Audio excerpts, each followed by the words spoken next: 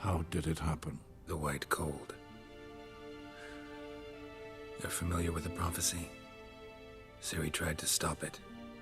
She did, but paid the ultimate price. Where is the body? I doubt it'll ever be found. Who else knows? Avalach, Elven Sage. And him either. And Yennefer? She's decided to stay in the north. Provided you don't object. I don't. And you?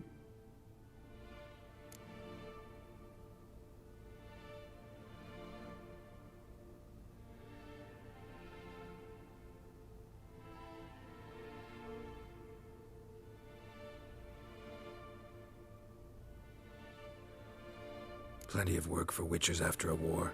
I'll travel east, maybe north. Did Cirilla say... Did she ask you to convey anything?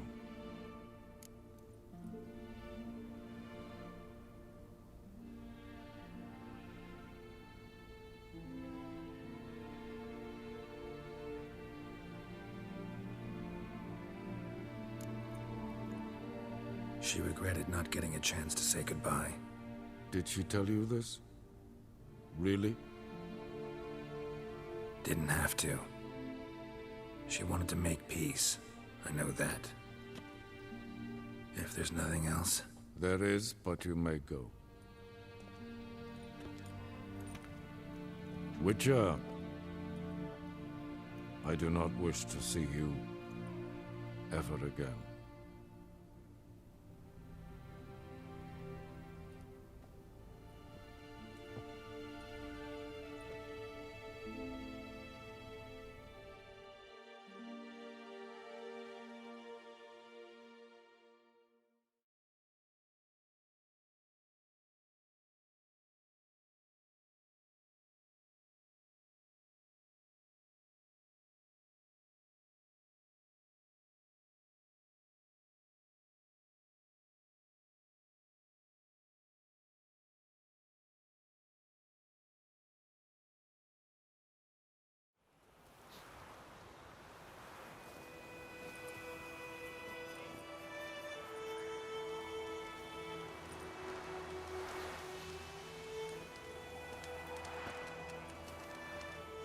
Need any help?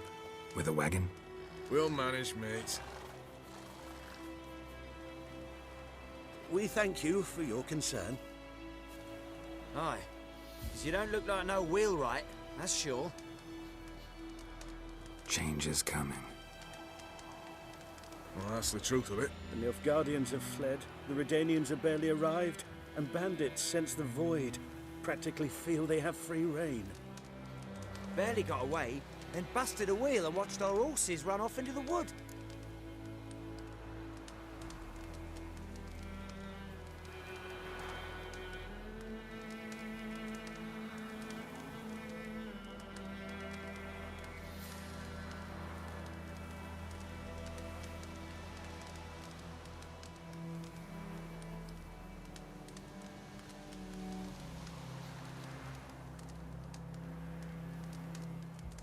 Sure you don't need any help? I believe we will manage. Where you headed? Nearest inn, by the looks of it. Yeah. Supposed to meet someone first, at the former campsite of the Nilfgaardians. You take care now. Oh!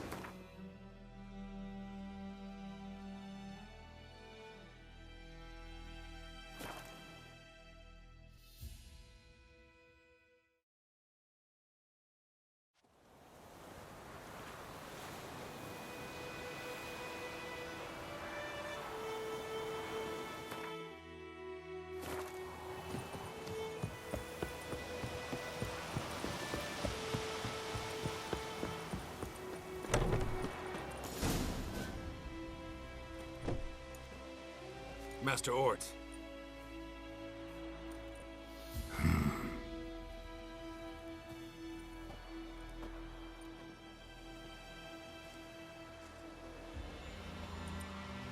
Probably got held back.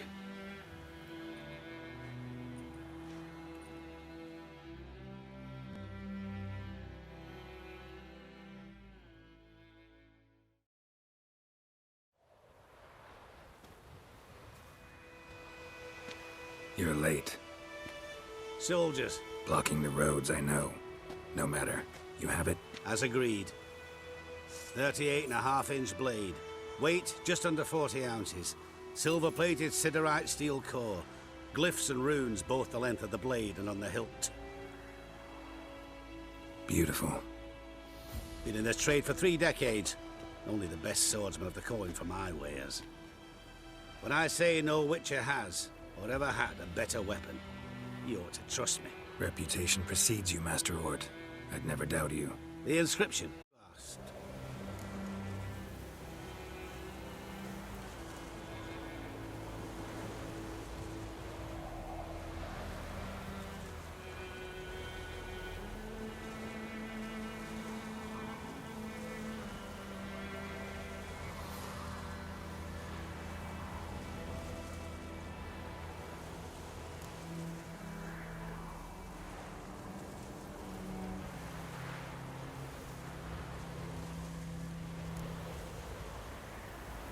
Ciri.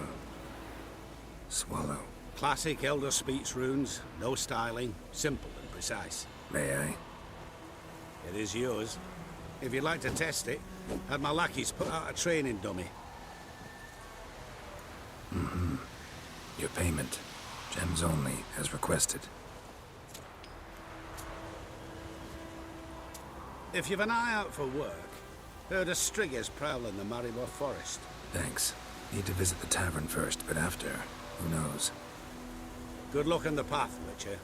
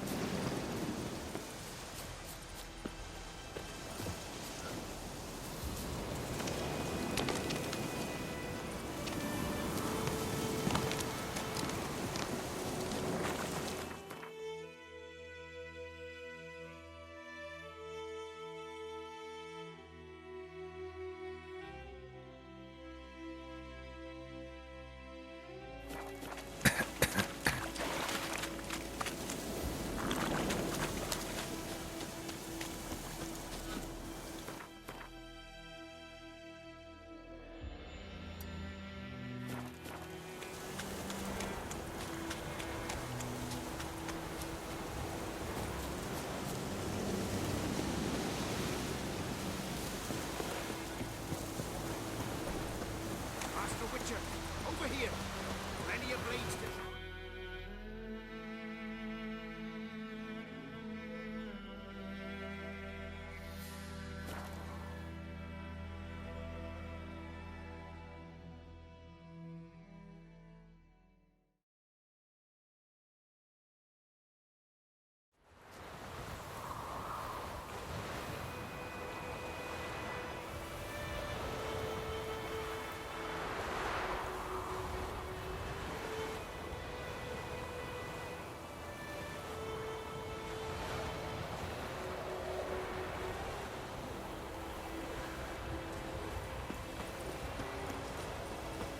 War has caused damages that must be repaired.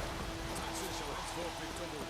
All who remit payment to the treasury shall receive I knew him right away to be Nilfgaardians. Spies, I mean. He's hid him a week now. Are you sure? Oh, aye. Scarro's always been a fox.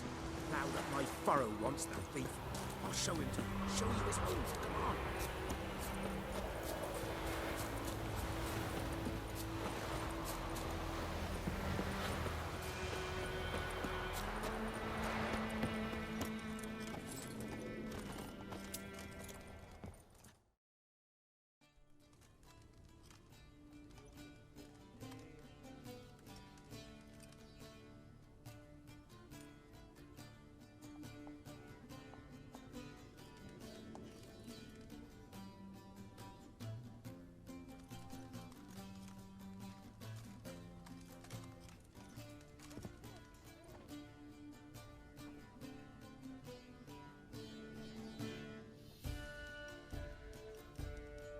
Is it done?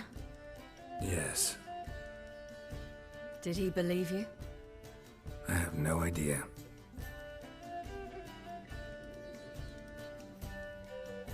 For the cockatrice. And we've a new contract.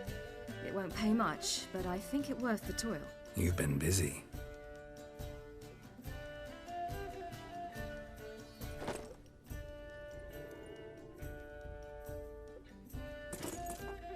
It's yours.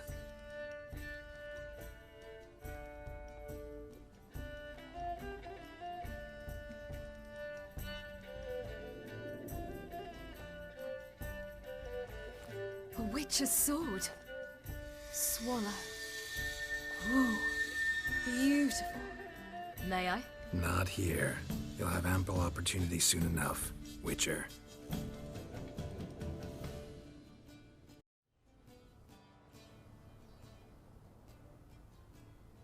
Let's try it out then.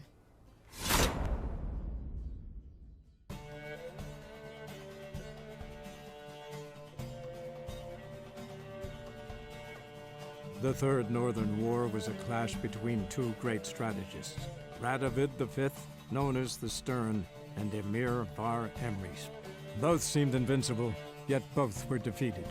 Nilfgaard, invading from the south, was repelled in the field, while the North's supreme leader fell victim to assassins. Yet Redania stood victorious, and a man who had thus far operated in shadow took up the reins of power. That man was Sigismund Dijkstra. Once firmly in the Chancellor's seat, Dijkstra ruled the victorious North in his patently cynical and ruthless manner. He knew that to preserve peace, he would need to prepare for war. Following Nilfgaard's example, he consolidated his rule over vast lands through a broad program of settlement and industrialization, all for the good of his subjects, though often contrary to their will. As long as his armies went from one victory to the next, Emir's subjects remained boundlessly obedient. When a string of humiliating defeats proved var Emreis fallible, the opposition, thus far secret, attacked. The subjects of the Emperor who had danced on the graves of his foes laid him to rest in a tomb of his own. While the continent by war, Skellige bloomed under Ceres's enlightened rule.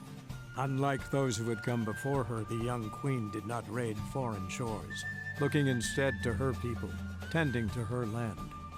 The island-bound nation prospered, though its fangs of yore were dulled.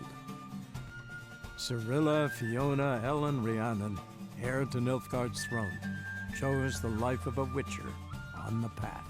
Geralt taught her all he knew, every skill he possessed, then each set off on their own.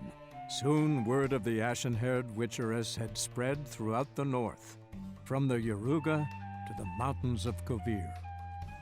While monarchs moved borders and populations, Geralt and Yennefer lived a calm, quiet life, far from all things political. They breakfasted well after noon, more often than not in bed, and passed the days on lazy strolls and long conversations. Boring, you say? Perhaps. But both had sought this more than anything else.